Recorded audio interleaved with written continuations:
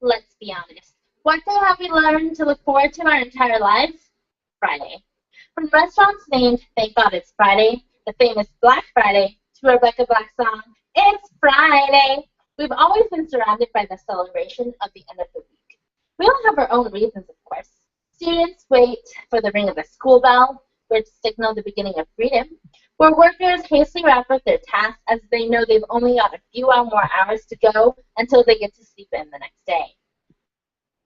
However, the people of Kansas City have something else to look forward to. The city of Kansas has put forth a great effort in bringing together the community through forms of art, music, sports, and beyond. I shall open today with how the Crossroads District has not always been like the present, and then explain how First Fridays has helped develop the sense of community. I will then elaborate on other ways that the city has outreach to the community on Fridays. We have talked in class about how Kansas City has been divided by a barrier, otherwise known as Truist Avenue. This barrier is not the only line of division we have seen in Kansas City. William Peake, a fellow student who studies music education at the University of Missouri, Kansas City, and has personal experience performing on the streets of the Crossroads District, describes the Crossroads District as homey.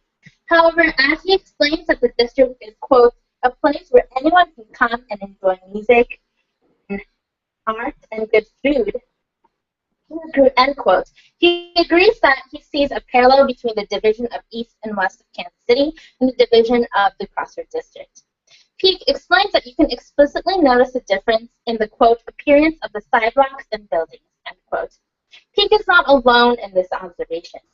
According to Michael Sheckman, who wrote a thesis report on urban redevelopment in Kansas City as a grad student at UMKC, he explains that the Crossroads District began as an industrial section of Kansas City and claims that we have to focus on, quote, the preservation of the sense of community established by these pioneering artists, end quote. Sheckman explains that this is because, quote, major redevelopment efforts in the Crossroads have been centered on the western side of the district, end quote. So what efforts have been taken to develop the district as a whole? This is where First Fridays come in. From a survey conducted of 12 students enrolled in Discourse 300 class at UMKC, the results showed that the First Fridays culture of Kansas City was like a hidden treasure. The surveys revealed that people from out of state already knew about the culture of First Fridays held at the Crossroads, where there were still natives of Kansas City who had no idea what this festival was. First Fridays is where the Crossroads communities, art galleries, studios, and restaurants open their doors to show off their artists. William Peake tells us that this is a night where galleries open their doors to the public with free admission for the night as local artists set up booths with their work.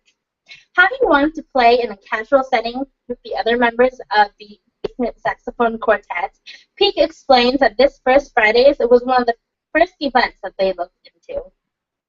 Not only is the Crossroads a hotspot on First Fridays for people who enjoy music and art, it is also a great opportunity to get the community members of the race and of all race and socioeconomic statuses to come and make.